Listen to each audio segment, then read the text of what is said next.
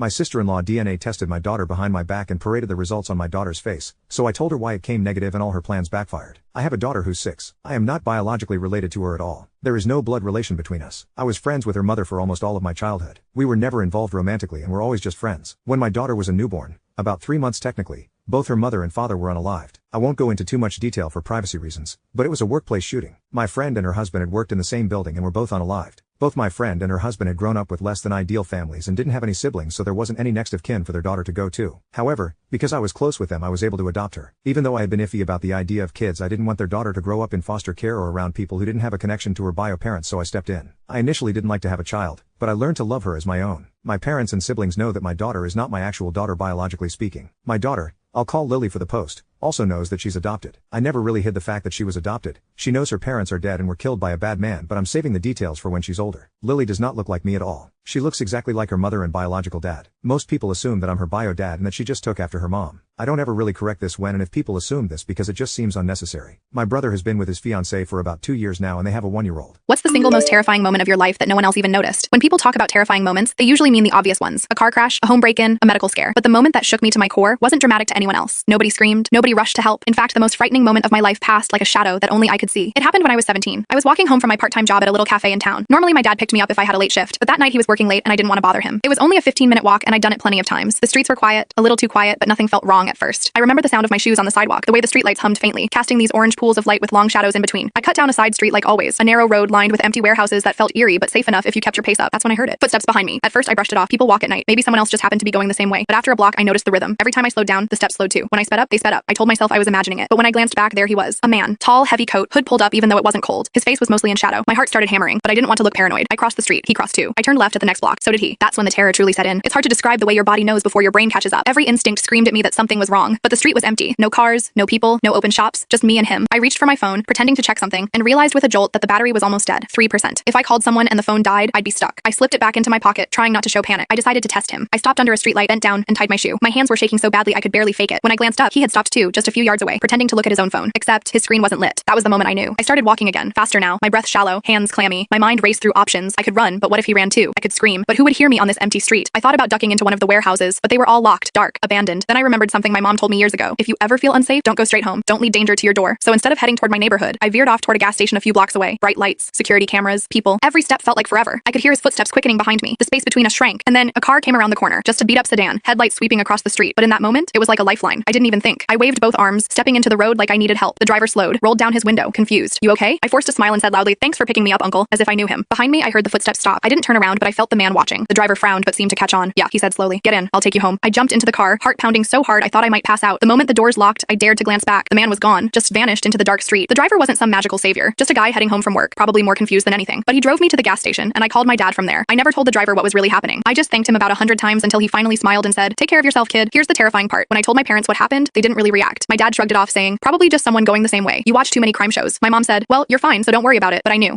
That man was following me, waiting for the moment I was alone enough, vulnerable enough. And if that car hadn't turned the corner at the exact right time, I don't like to think about what would have happened. That night was the most terrified I've ever been. And to everyone else, it was nothing. Just a walk home from work, just my imagination. But I'll never forget the sound of those footsteps mirroring mine, or the cold, certain knowledge that if I had gone straight home, I might not have made it inside. It's been years, but even now, when I walk alone at night, I catch myself glancing back, ears tuned for footsteps in the dark, because once you felt real danger breathing down your neck, you never walk through the world the same way again. I just walked in on my girlfriend of 7 years having segs with my roommate.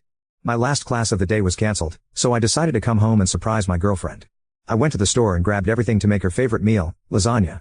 I was carrying the bags up the stairs and put them down in front of the door to fish my keys out of my pocket, and then I heard my girlfriend moaning. I thought that she was taking care of herself because I know that she likes to do that sometimes when I'm not around, so I didn't have a sudden aha moment or anything. I walked in and there were her and my roommate on the couch. I opened the door and kind of just froze when I saw it. She looked up at me and he turned around and saw it was me, and I just saw red. As much as I wanted to, I didn't kick his ass. I just dropped the bags and walked away. As I was getting into my car, they both came running out and yelling at me to stop, but I just floored it and got out of there as quickly as I could. I called my best friend and talked to him about it. He offered to come kick his ass. I told him no. I didn't want him to get in trouble from it. I even had the engagement ring that I planned to use to propose to her this summer when we went on vacation.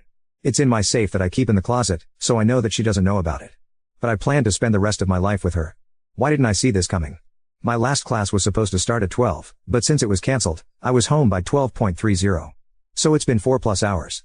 My phone has been blowing up from both of them. I haven't looked at any of the messages or answered any of the calls. I called my bank and made sure that she wasn't on any of my accounts for anything. I'm going to go back later tonight and pack up all of her stuff and drop it off at her place tomorrow. Then I'll probably take a bag of clothes to my friend's house and stay there until school ends. 3 weeks. What do I do next? My best friend's sister, Emily, went through all the messages on my phone from both of them and deleted anything that didn't need to be on there. She texted both of them from my phone telling them that it was her that was texting, and told her that a friend would be by at a certain time to pick up my stuff tomorrow, and she told him that I would be by tomorrow to grab some things and that I was going to try to get out of the lease by talking to my landlord.